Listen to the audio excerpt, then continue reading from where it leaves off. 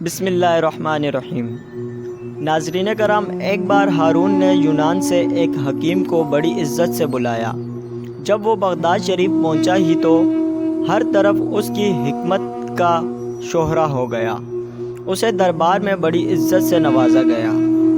لوگ جوک در جوک اسے ملنے کو آنے لگے، جن میں خاص طور پر شہر کے معزز امراء اور اعلیٰ طبقے کے لوگ تھے۔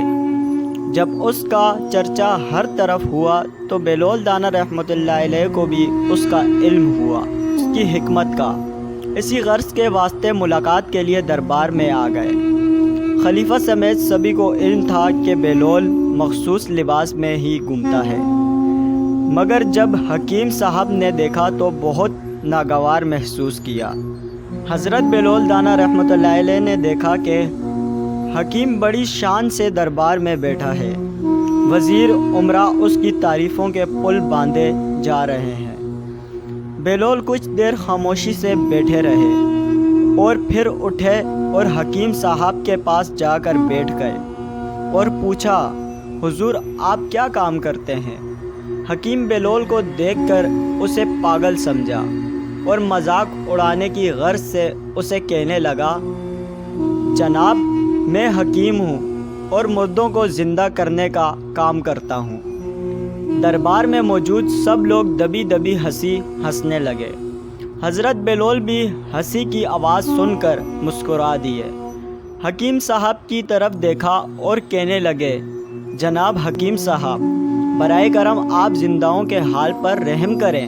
باقی رہی بات مردوں کو زندہ کرنا، آپ اسے اپنا انعام سمجھیں۔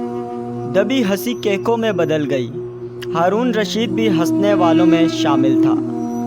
حکیم کو بھی سمجھ آ گئی کہ یہ معمولی ذہانت رکھنے والا آدمی نہیں ہے، یہ کوئی اللہ کا درویش ہے۔ دوستو، لکھا ہے کہ وہ حکیم اس قدر شرمندہ ہوا، اسی دن واپس یونان چلا گیا اور واپس لوٹ کر نہ آیا۔